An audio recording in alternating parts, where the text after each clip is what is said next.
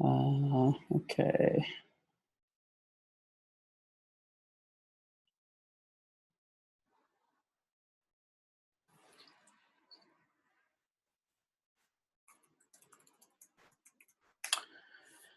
Hello, hello. Okay. Just closing down a bunch of windows here. Working right up to the moment of this call. Let me check one thing here.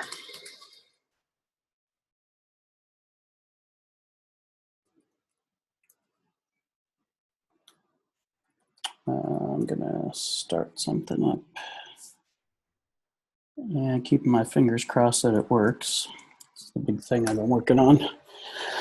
Okay, so let's see. I'm actually broadcasting out of Dusseldorf office today. So I'm in Germany. It's November 20th. Here it's about 6 p.m. So I think it's 9 a.m. Pacific time. Heading back to San Francisco on Tuesday. Back to my home, sweet home. If you guys have any questions, post them in the chat here. I'm going to cover the latest, what we got going on here in PipelineAI world.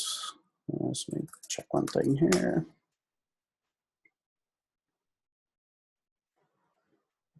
Okay, so there's a slight bug here that I'll fix, but I've got a bunch of other stuff to show you. So let me just kind of walk through.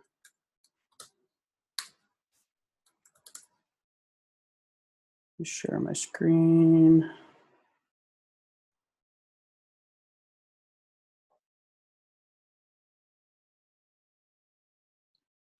Close this, close my email. Pull up. All right.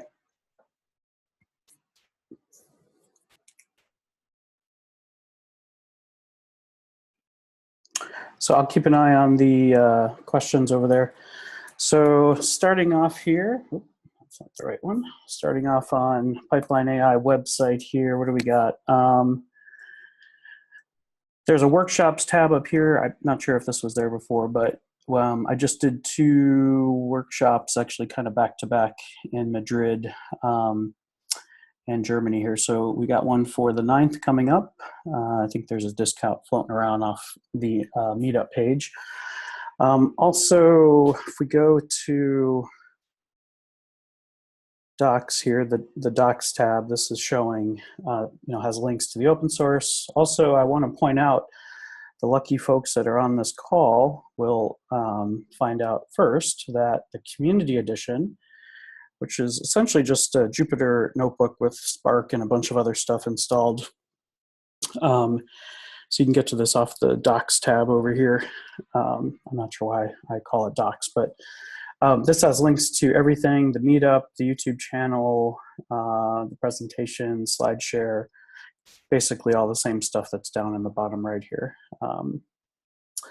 But the big announcement here is you can actually get in here and looks like there's a bunch of people in here already. We now have GPU access. So, and also there's the start of Git, like GitHub integration. So we're piggybacking on top of Jupyter Lab and a lot of the cool stuff happening within that community and slowly getting this stuff working. So let me show you guys an example from the GPU workshop just to prove that we do have access. So this is running through Kubernetes. This is Jupyter Lab working with Jupyter Hub, running through Docker on an Amazon G3 instance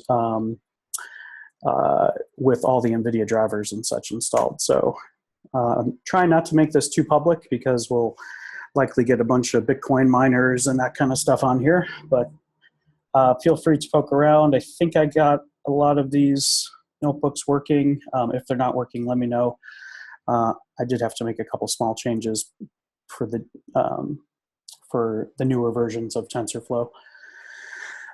This should be running 1.4, so everything I'm going to show you guys today will be TensorFlow 1.4, the latest and greatest, and feel free to poke around there. So that's the exciting news there. try to keep it low. You can sign up with your GitHub and all that good stuff here. If you go to community.PipelineAI, click on the ugly login button, and you have a bunch of ways to get in here. So I never see your password. I don't want your password. I have plenty of my own that I can barely keep track of. So we hit 2,000 GitHub stars about 2 or 3 weeks ago, so that was pretty exciting. In the edition, we're on the DevSync right now. The meetup, we actually have a meetup coming up in San Francisco. We're almost at 9,000 members, just covering some of the basics here. But we've got one coming up, a really exciting one on the 12th and the 13th. Looks like I haven't cross-promoted the 13th one yet. It's off the Kubernetes site. So actually, it's SF Kubernetes Meetup.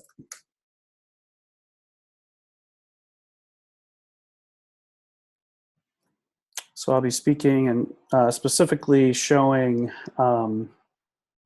how PipelineAI integrates with Kubernetes and specifically Istio. Has he even? Oh, you know what? It's December 13th. I'm sorry. Yeah, this is all December stuff. So upcoming.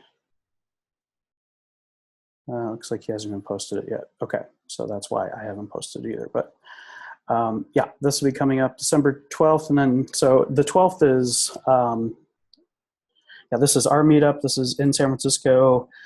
We'll be announcing 9,000 members. We've got a guy from Mesosphere coming to speak about GPUs on top of TensorFlow, or with TensorFlow on top of Mesos. This is kind of a continuation of a meetup we had about 2 or 3 months ago with another guy from Mesosphere. They are hosting it this time, which is really nice. They have a really nice space in San Francisco, and we'll be recording it and posting it as always onto the comments here and into the Pipeline YouTube channel, and I'll try to gather all the slides I can as well too. So a bunch of people signed up. We also have, so I'll be doing my spiel, talking kind of an extended version of, well, actually it'll probably be the same talk as this, based on how much I get done between now and then.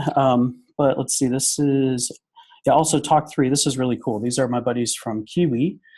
It's this company that is doing delivery, sort of autonomous delivery. Right now, they're on the Berkeley campus. That's their sort of beachhead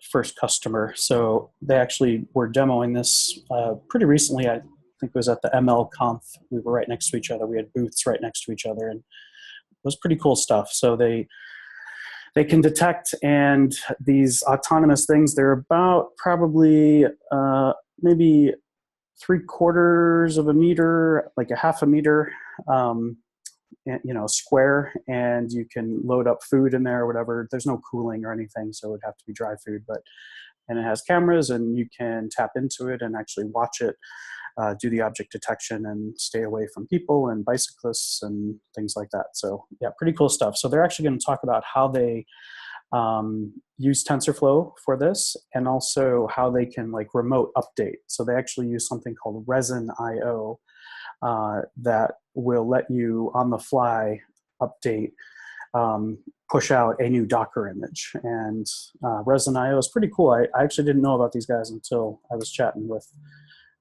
these guys from Kiwi recently. So it's a pretty cool project. I actually want them to do the same thing for data centers and for cloud, but their focus is IoT stuff. So yeah, pretty cool stuff there. And then we'll have this other talk I'm really excited about. Actually, we'll probably bump him up. Yeah, I don't want him to get cut off. But this guy, Dong Meng, he's from MapR, and MapR is doing quite a bit with TensorFlow and streaming data. And actually, I just caught wind of a facial recognition thing that they're working on for one of their customers.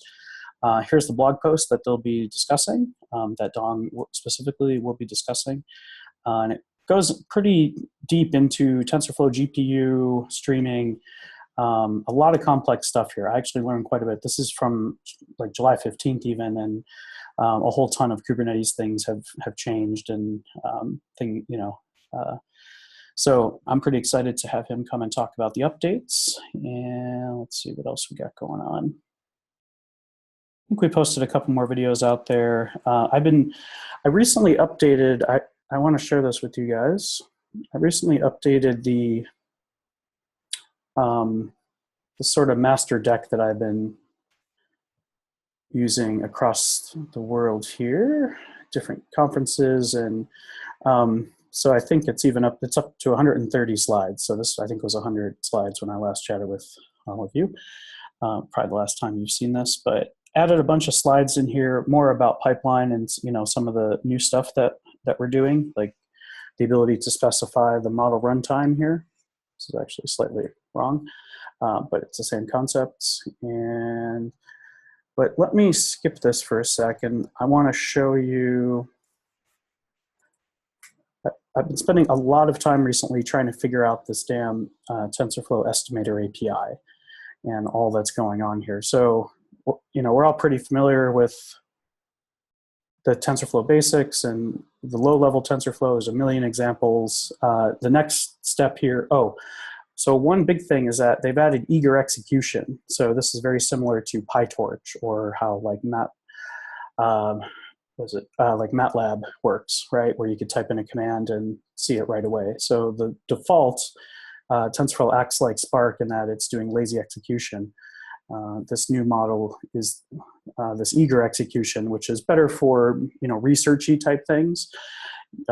What people were starting to do was to use PyTorch, sort of offline, and then when they wanted to go and deploy it, some people would actually switch back over to TensorFlow so that they can gain a lot of the really benefits of this lazy execution. So, sort of logical plan to physical plan translations.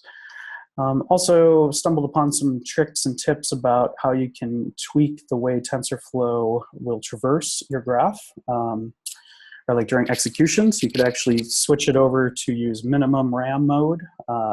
This is in contrast to having it pipeline and bunch up a bunch of operations together and assuming it can use the entire GPU or all the CPUs that are available.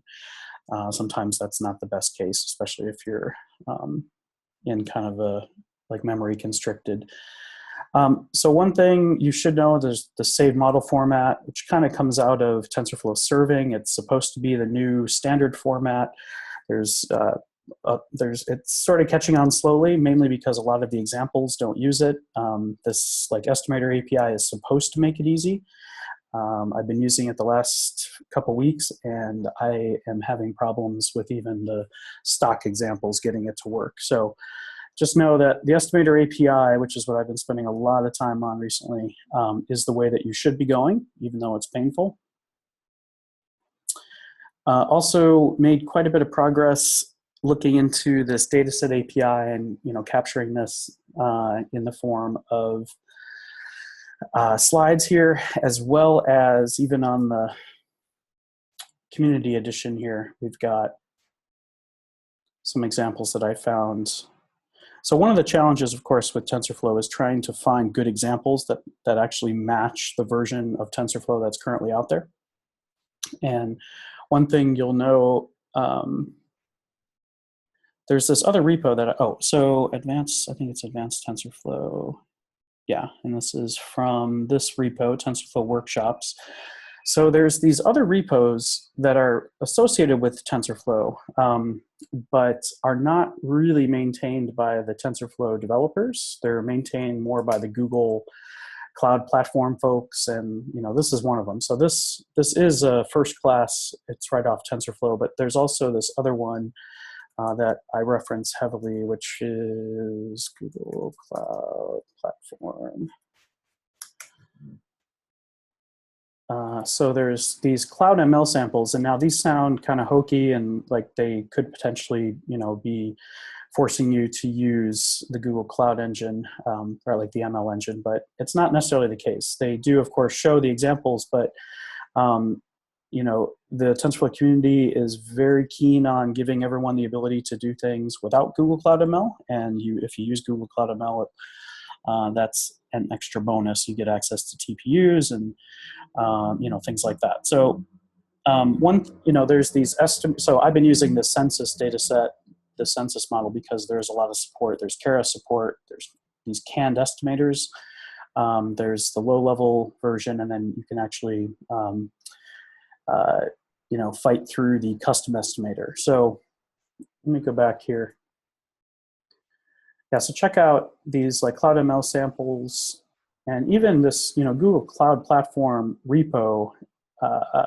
There's a lot of good stuff in here. Even there's like an Eclipse integration if you're into that kind of thing. There's a lot of Kubernetes stuff in here as well too. Let's see, Google Auth. Yeah, so it's basically whenever these like developer advocates or the solution architects have something cool that they built for a customer or that they're demoing, they tend to put it out here. So there's a ton of repos. There's some Terraform scripts, things like that. So keep an eye on that.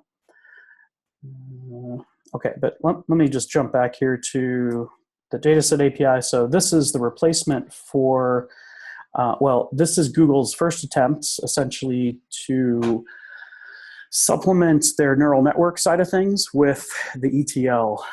So while Spark and the Databricks community are trying to become more AI friendly, at the same time you have the TensorFlow community that's going the other way, which is really, really good at the AI stuff, the neural network processing, and is trying to get better at this feature engineering and like decoding JPEGs. And so there's two main constructs here. There's these data sets, of course, and if you're familiar with Spark, probably data set is the third generation, I think, of, there was RDDs, and there was data frame, and there's data set. So the guys from Google just went straight to data set, and gives you a way to chunk things up into mini batches. You can go from Python generators directly into data set, so that's really nice. The other big concept is, of course, these like iterators, and there's what's called the one-shot iterator, and that's that acts kind of like the most simple Java like iterator, where you could just start at the beginning and go to the end, and that's it. There's also this initializable iterator that you can reinitialize between runs, which is really nice. So also, this dataset API gives you a lot of what was in the Q framework. So here's Q's. This is the kind of the second generation where Google was trying to make it easy for us to pull data in from HDFS and things like that. So Q's, when you expose these to data scientists or anyone that does not want to deal with processing threads and batch sizes and things like that, this stuff is a bit daunting. And so the dataset API is the third generation. The first generation is this feed dict thing. This was the most basic. This is just creating like big NumPy arrays in memory and then passing them into the C++ runtime, which is really bad because you're pickling back and forth, kind of like the old PySpark days.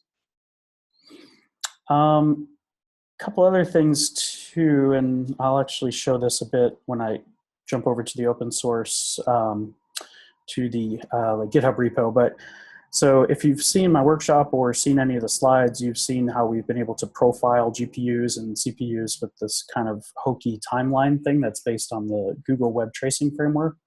And this is the boilerplate code you have to put in your TensorFlow code so that it'll track these things and show you where time is being spent.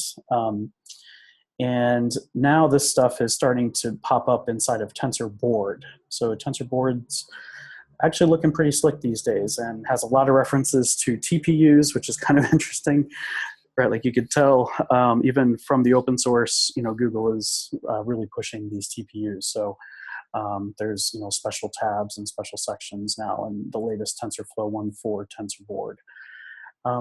One other thing I should point out too, I spend a lot of my time, so PipelineAI, we're focused more on the serving side, but of course we get all kinds of requests for training side and trying to optimize training, not just the serving and making predictions faster, but actually making training faster.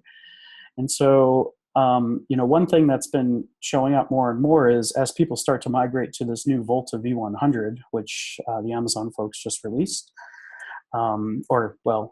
it's by the NVIDIA folks, but really Amazon now has them where you can provision. I believe they're the P3 series, they're called. And so this is kind of a cool graphic that I snagged here, which is, so training used to be sort of dominated by the accelerator, right? Like the GPU itself would take the most time, and we were trying to saturate these things, and we were adding more and more and scaling horizontally, that kind of thing. Right. But like nowadays, so there's so much progress being made. There's, I'm working with a couple like hardware companies that have spun out of this TPU group within Google, and they're now starting to build hardware specific to TensorFlow, which is a really good sign, by the way. So, this is something we didn't see with, Spark and with some of these other sort of data processing frameworks in the past, where, Spark and like Databricks really wanted Spark to be sort of general hardware agnostic. And of course, right, like with that comes the lowest common denominator, and it's like really difficult to tune, to specific hardware. So Google's taken the other approach, which is they expose what's called the XLA, which is accelerated linear algebra, which is a compiler intermediate representation between your code at the high level syntax and low level, and so people can plug into this XLA and take it that like last mile, right? So that last mile meaning onto these small little Jetson devices by the NVIDIA folks, or these newer TPUs that will start springing up here in Q1, Q2 of next year. So the sort of high level point here is that as these accelerators get faster, there's really been no progress on the actual ingestion pipeline. So now, these days training is actually limited pretty heavily by the ingestion pipeline, and by, these queues, for example. The whole point of these is to do pre-processing and to shuffle data and to crop data and, to change background colors, that kind of thing. And so we were always playing with these knobs, and now we have data set, which hides some of these knobs, but really if you're gonna, start to saturate these new TPUs and these new TensorFlow specific hardware, you have to really, really understand your pipeline and your sort of overall architecture. Make sure that you're in the Amazon placement groups, where nodes are physically placed next to each other on a rack and don't have to go through switches. And there's a lot of like networking type things. You have to make sure HDFS is tuned, and you can try to co-locate as much as possible. But we're getting into situations now where hardware is like outpacing, or the specific numerical processing hardware is starting to really outpace the innovation happening on just regular like data processing, data movement. So keep that in mind. And let's see, one thing too about this dataset API. So there's one guy within Google that I tend to see on Stack Overflow quite a bit. His handle is MRRY. I can't remember his first name, but yeah, last name Murray. And if you find him, MRRY, follow him on Stack Overflow. He's basically Mr. Dataset API. I'm not sure if he planned on being that person, but he's become that. So I'm going to try my hardest. He's based in San Francisco somewhere, Bay Area. So I'm going to try to get him to come speak at a future meetup. But actually, this paper isn't his. I'm sort of combining a couple concepts here, but he mentions this sort of automatic GPU data staging. And this is a concept that we've been seeing pop up in various documentation, things like that, where there's special attention being paid to the fact that these GPUs take a little bit extra to get data into them. And so there's these like first-class citizens within the TensorFlow API now that are called staging areas, and they're kind of like queues, but they're closer. They're less CPU and they're less generic, and they're more like GPU specific. So yeah, keep an eye out for this. Of course, more functional operators. And also, this is kind of a shout out to this paper I saw that was presented. I went to Sydney for the ICML conference a couple months ago. And there was this paper that comes out of Google Brain, and you see Jeff Dean's name on it here, specifically talking about advanced placement strategies for operations. So, large clusters, if you have like 100 GPUs, based on network conditions and based on the current batches of data that are streaming in, it could actually make sense to focus on one area of the cluster, maybe certain availability zones or like various things like that. So they're actually using reinforcement learning to define these placement strategies and to modify these things at runtime, which is really cool. And so some of that's related to this GPU data staging and where we're going to start prepping. So we start to pre-process and crop this data, but now where do we move it to? Which devices are actually so just getting that data closer. So this is really where, if you're spending a lot of time, trying to figure out HDFS and co-locating, and this might not actually be the best thing to do. So if you start to specifically in your code start to say which devices to use, like use GPU 0, use GPU 16, use this worker, what you want to do is start to back off from that kind of code, right? Like maybe today that works, but there's actually this other way. It's the device replica setter, I believe it's called. And some of this new research will start going behind this. And it's kind of a generic way to just say, let TensorFlow figure out in a distributed cluster where to place these things. So that's not that interesting. Okay, Estimator API. If you're not working with this today, any new line of code that you write for TensorFlow, if you're starting up a new project or a sub-project, make sure that you're using the Estimator API. And yeah, I say that kind of hesitantly a bit because there are not a whole lot of examples right now. This is where you see the Google Cloud Platform, the developer advocates, and the solution architects that are outpacing the actual open source side of things. So keep an eye on those. But and there's some things broken even in the most recent 1.4. But this is where you'll start seeing Keras being integrated. So Keras works with the Estimator API. Actually, I should probably highlight that even on this sort of intro slide here. So there's the Estimator API, then there's the Experiment API. And then the upper right kind of shows all three, the like data set, experiment, estimator. So the experiment is kind of the broadest or the highest level. That's how you, the data scientist, or you, the person who's building these experiments, will think. And then the Estimator API is what has hooks to pull data in. That's using data sets and So people sort of talk about these both at the same time. The Experiment API really isn't that full-featured, and this is where you start seeing Google Cloud ML itself starting to drive the features of the experiment. If you go into Google Cloud ML and you do upload a TensorFlow model, or from the command line, from the G-Cloud command line, you'll start seeing the word experiment show up. So, this is one of those things where the product team is driving the open source. So keep an eye on that.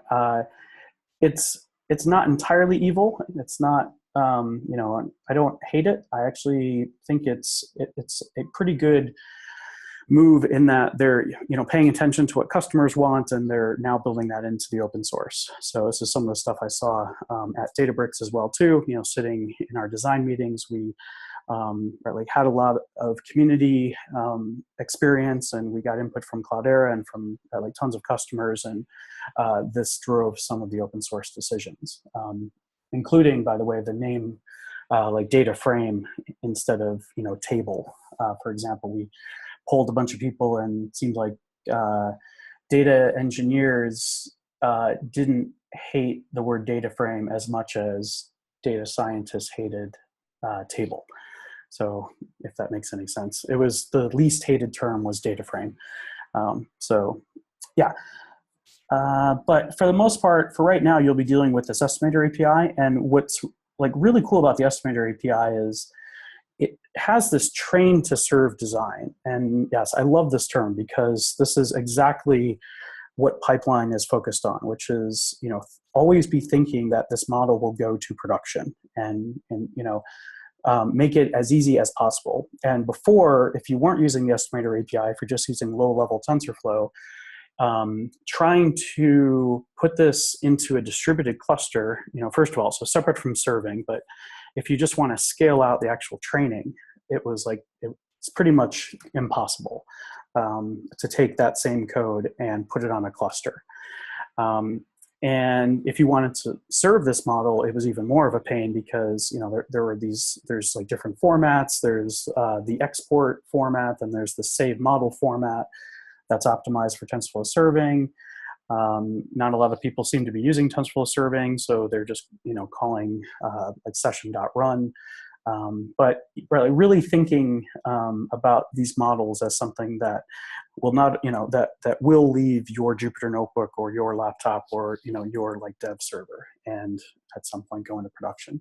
So what's really cool is there's these things called canned estimators. And let's see here. So these canned estimators are so common that Google has actually, or the TensorFlow community has actually formalized these. Now these use the Estimator API, but they make it even simpler. So I had mentioned earlier how you can kind of bang through, getting the different versions here of the census one. They've got all three. They have a canned version that's based on, here's so they have Keras, they have canned. There's that one. Yeah. So I chose this one, the custom one, because I wanted to make sure I got in there and actually really understand what's going on beneath this Estimator API. But these canned estimators, so there's a whole bunch of them, just a couple samples. There's DNN classifier, there's DNN regressor, linear classifier, linear regressor, tensor forest, which is kind of funny. And you should always use these. In fact, at last check, Google, as of I think it was August of 2017, so 42% people were building their own. So now this is within Google. They just ran, a big query on their source control, and 42% are using custom estimators, meaning they're building their own. They're banging their head using the Estimator API. And then there's 57% people are actually using these canned estimators. So, this is people that are internal, that are working on, YouTube type, use cases and what to watch next and the ad groups and all that kind of thing. So,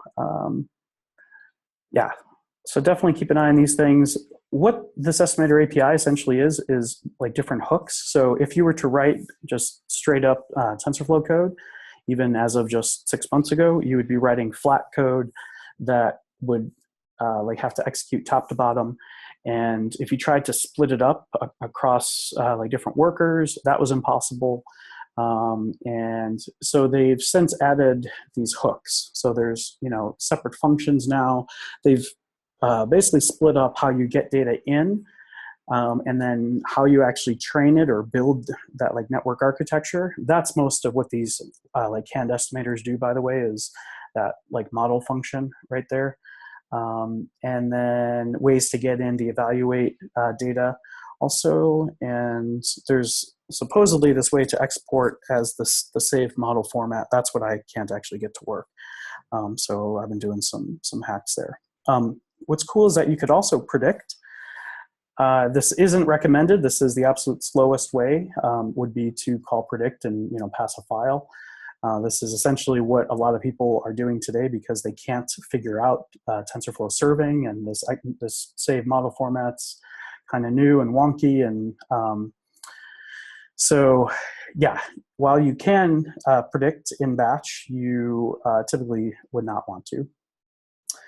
Here's Keras plus Estimator API. So there's so as of TensorFlow 1.4, Keras is now its own high-level package here. It's not buried under contrib. So it's first-class citizen. You would call estimator, and you convert your Keras model into an estimator as easy as this. So I haven't actually tried this yet, but it is on the list. So all right, and here's using Estimator plus Dataset API. So again, the goal of the estimator is to make it easy to go from your local environment to production and to serve your models as well. And what we'll start seeing is more and more of these integrations between Dataset API and the Estimator API. So keep an eye out for that. Also layers, if some of you have used the old TF layers, these are still part of, and they're actually referenced, like by the Estimator API, by these like canned estimators. So these TF layers are, pretty much what you would think they would be. There's max pooling, average pooling. There's the conv nets, things like that. What was interesting to me was realizing that when you are like maintaining metrics, even just your simple loss function, right, like the error metric. So this is actually implemented as a layer. And while this is per batch, there's certain metrics that cross batches. And this is the overall accuracy, the overall mean squared error, right, like things like that that are not specific to a single batch, but actually global. And so these are, yeah, so there's a lot of metrics that are actually implemented using layers, which is kind of interesting. More on Experiment API. One thing about distributed TensorFlow that is really annoying is your cluster is configured and fixed at the start of your job. So there's no auto scaling. Now, this isn't a huge deal because typically the amount of data that you have. We didn't really see a whole lot of auto scaling going on in the Spark community, but it was just kind of nice to know that it was there if you did need it, especially for some of these streaming use cases now that are popping up with structured streaming. But one thing about that sort of makes it tricky is if you lose a node, right? So just rule out the fact that you can add nodes because you can't add nodes. Once you've started the job and that like configuration has been propagated and shared with all the nodes, you can't change it. And one thing that's tricky is if you lose a node, you have to make sure that the new node that comes up, if you're using like Kubernetes or Mesos, right, that new node comes up on that same IP address or the same host name. And so you start seeing people do all these tricks with like elastic load balancers and these like auto scale groups with just one node in them, or right, like attaching like elastic IPs, but those are public, so it's kind of weird. So there's some like certain limitations that internally Google doesn't seem to care much about because all of their stuff is right like behind their data centers and not necessarily a problem. But this also actually leads to the fact that you need to be using async, right, like distributed TensorFlow, which I'm not going to get into as much of this here, but if you're using synchronous and you lose one node within your cluster, all training comes to a halt. If you're using asynchronous, you can continue to train and continue to do backprop and to share and really broadcast out those new weights and new variables that you're learning.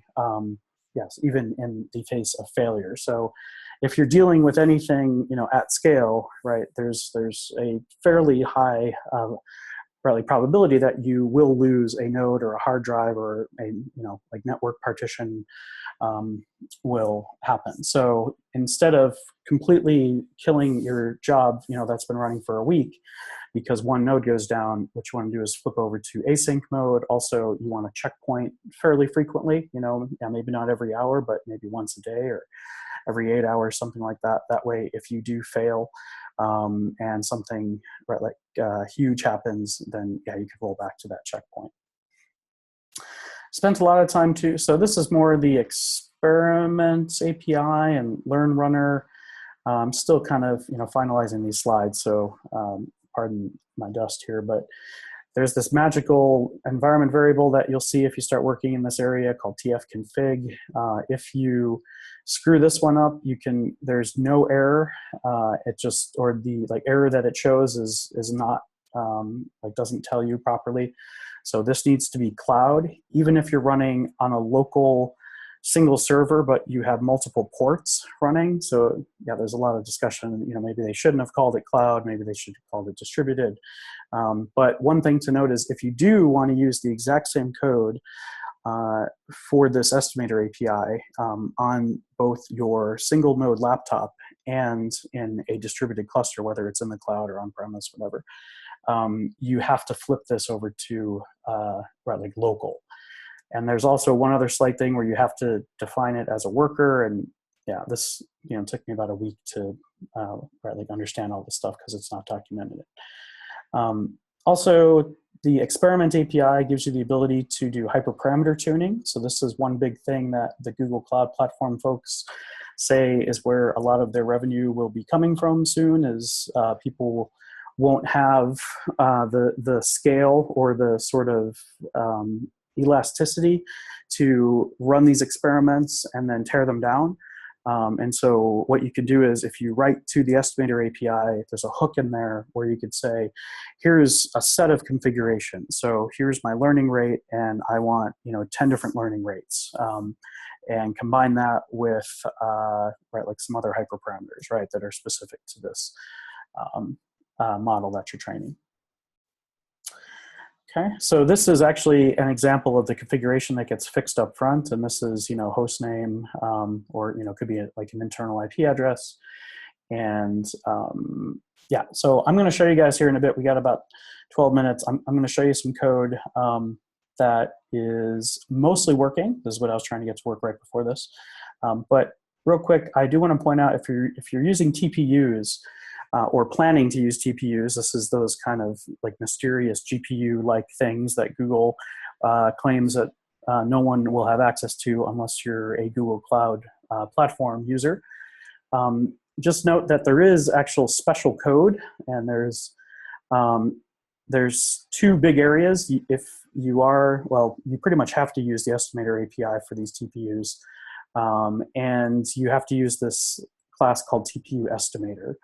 And similarly, when you're actually setting up your optimizer, and here we're using gradient descent, but we actually have to wrap it in a TPU optimizer called awkwardly cross-shard optimizer. And so this is sort of, this kind of troubles me a little bit because there's now, instead of us, using CPU optimizer and GPU optimizer, and it was nice that we could just use one, but yeah, so there's this kind of special code branch that's happening for TPUs, and I'm sure this will get better, and it'll be similar to GPU, CPU, where we can switch between the two pretty easily. But just know that right now the state of things is pretty odd with these TPUs. So real quick, here's the XLA stuff. And this is what these hardware companies are starting to hook into. So, this is target and source sort of independent. It's a, compiler IR, right? so it's an intermediate representation. Think of going from like a like logical query plan to like an optimized logical plan to right, like physical plan, right, like to a fully optimized physical plan. And yeah, so see, I don't think there's much more new stuff here. A lot of the new slides were just me. I got so many questions about what Pipeline's doing and kind of what problem we're solving that I just finally put some slides together. But let me show you guys some code here. Go back here. If you wouldn't mind too, if you'd please star this repo, that helps out quite a bit, this pipeline repo. And so I'm going to click into here.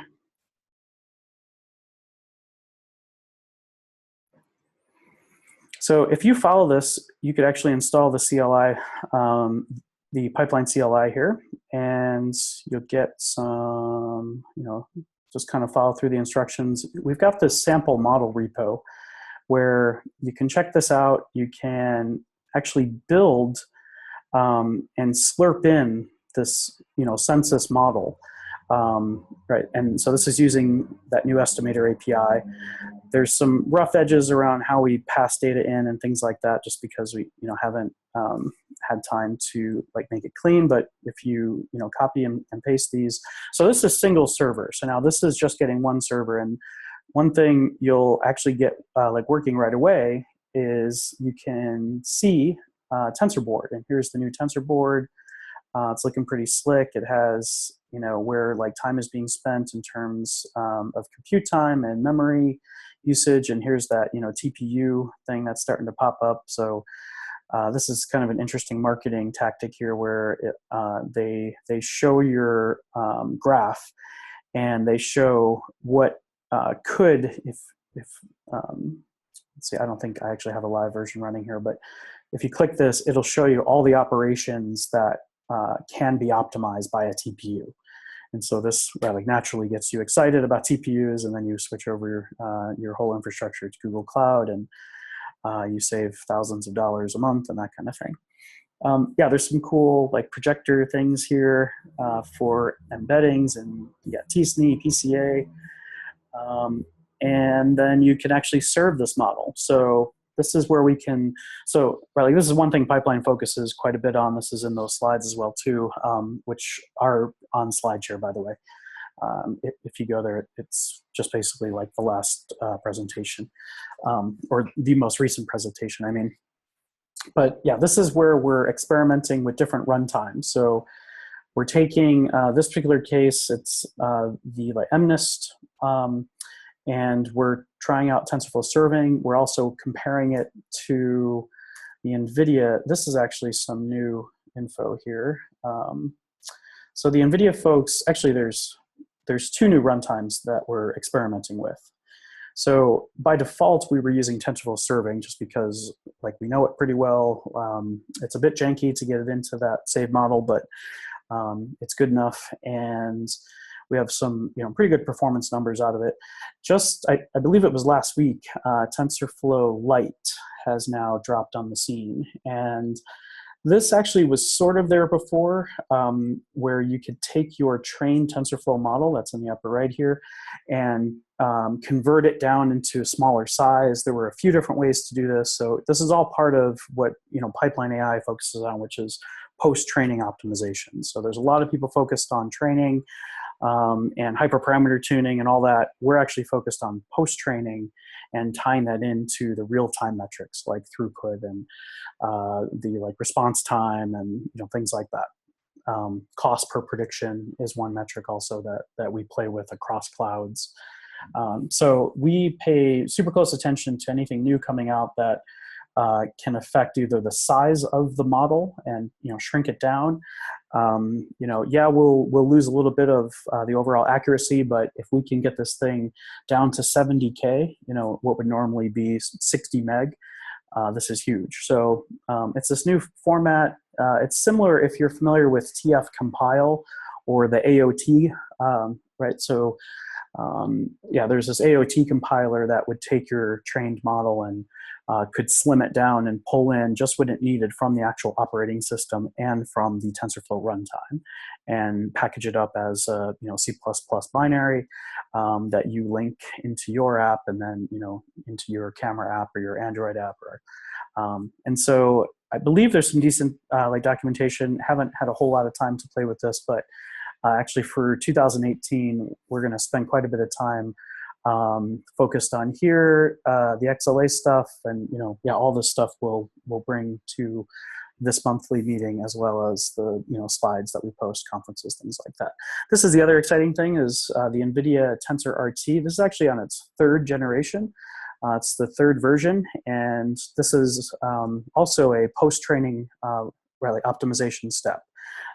And it now supports TensorFlow. The first 2 versions, I supported Caffe and a couple other ones, but they've now added TensorFlow, and they've also added Python support, which is really nice. So so for us at like Pipeline, when you build an experiment, you would say, I'm going to have 3 different versions here. I think I actually have a slide on this. You would have 3 different versions. You would be, TensorFlow serving GPU, TensorFlow Lite, and TensorRT. And this would be one experiment with 3 different, it's the exact same model. It's just been, there's post-training optimizations applied to it. So we're, surfacing some of these knobs that really previously data scientists, data engineers don't have access to.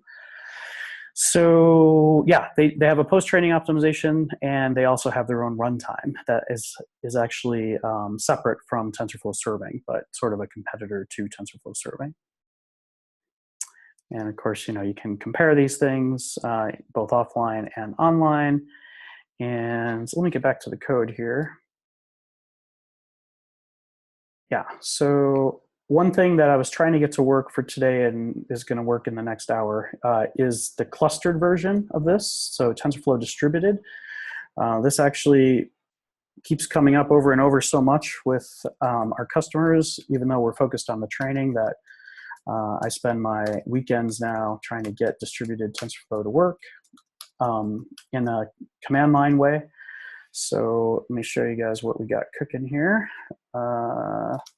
So if we go into that same models, and I think I have my commands here.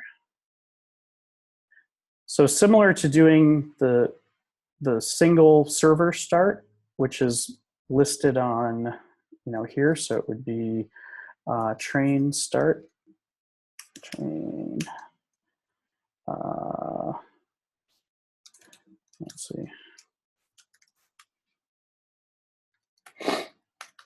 So we have a single server version, and then of course the clustered like enterprise version here. So this is train server build. This is all open source stuff. Instead of working, and then there's train server start, and that's the single instance that will show you single training job, and then also you can extend it into serving if you keep following those instructions here for the model server. But now we actually have a way to do train cluster start.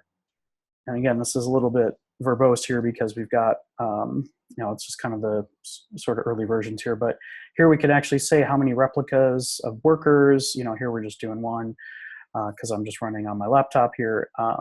Oh, yeah, no, actually this is running on Kubernetes. So I was running it locally with Minikube, but yeah, this is actually submitting to Kubernetes, and let me just see if it's going to run here. Can't remember if I already have one running or not. Yeah, I already had one running. So let me kill this. Boom. So what this is doing is this is spinning up with one command line. It's using a model that's been built with the Estimator API that works locally on one single node, on my laptop. Also works the exact same way with the exact same code, just slightly different configuration on a cluster. And so this is spinning up a master, it's spinning up a worker, it's spinning up a parameter server, which is the stateful part that's, for large clusters, these parameter servers are keeping track of these variables throughout the training process. And there's a bug here in the way that I'm doing this, but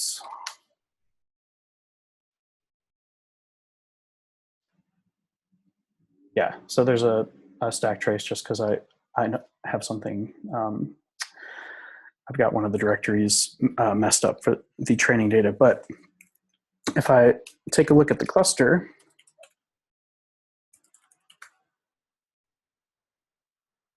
oops, what's the name of it? Train cluster. Train cluster describe. Let me see if this works here. Oh, how did I screw that up? I just want the, all right, so I'm just gonna do this, get pod. So here's the master, here's the parameter server, here's the worker. These all share the same configuration. What we're doing is we're actually generating through the command line a Kubernetes YAML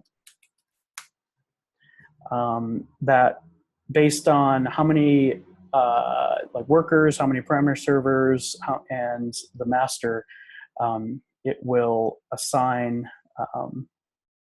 like specific host names, and these can all talk to each other internally through Kubernetes DNS. It configures this tfconfig thing. Internal details, we're using Jinja, which is a templating, pretty slick templating library for Python. So, and it configures, this is the part that I have the bug in, is where it's getting this data from. But it sets up all of, if we have 10 workers and 5 parameter servers, it'll handle all that stuff. So that's really cool. The other thing that we are starting to get to work is Kafka and continuous training. So this is one area we hear over and over. This is our Christmas like gift to ourselves. We've all been trying to work on this throughout the year, but we're actually going to get a real demo going here and get this, these neural networks continuously want to train and keep training.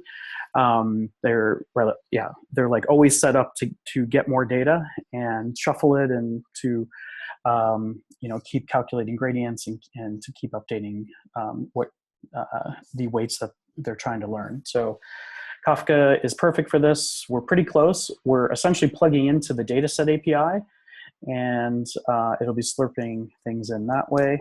Let me see what else here. So there's a couple, so there's a couple examples.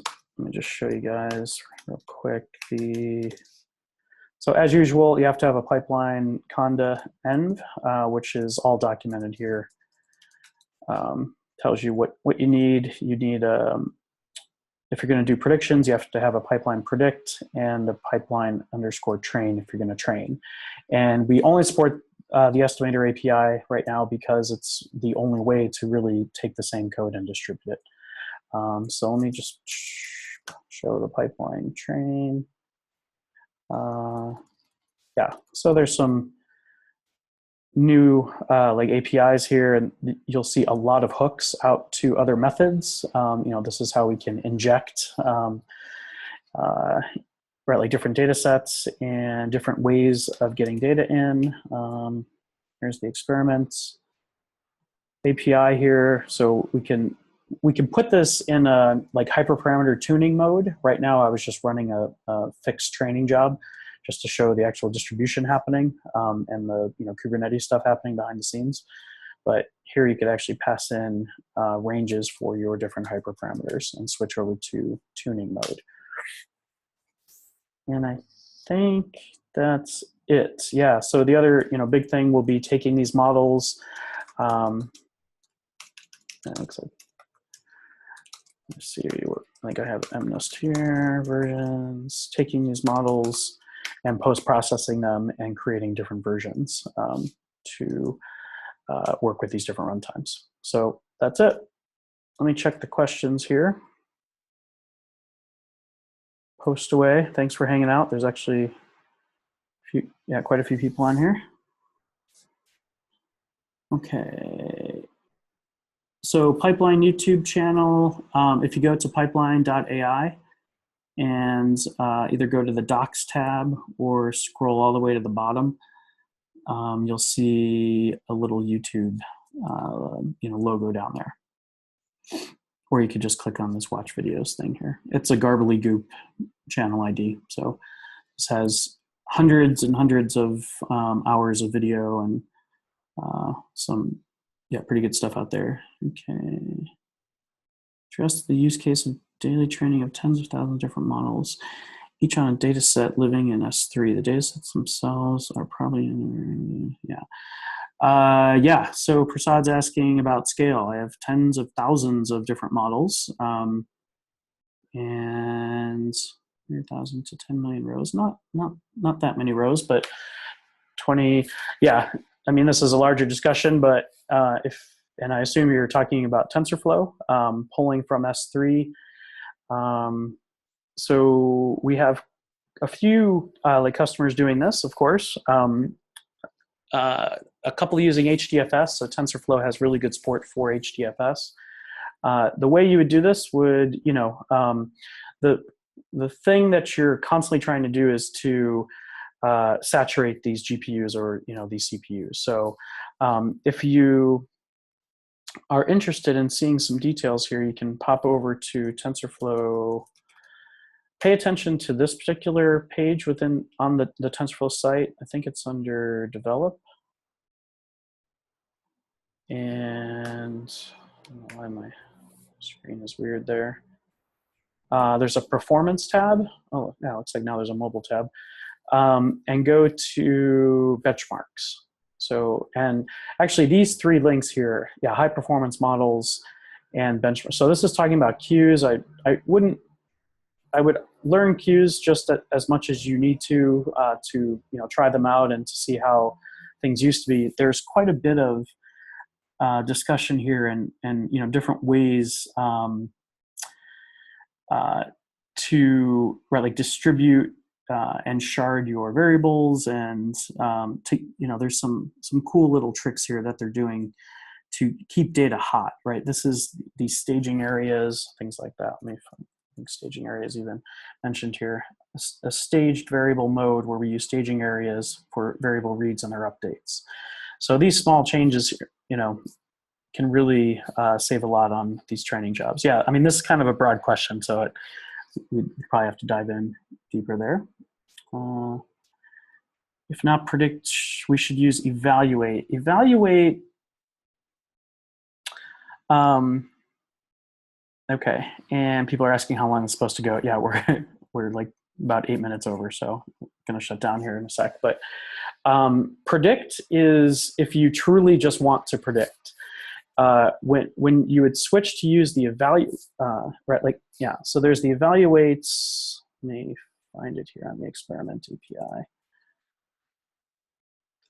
What you're doing is you have a holdout data set, you have metrics that you have told the experiment API that you are interested in tracking.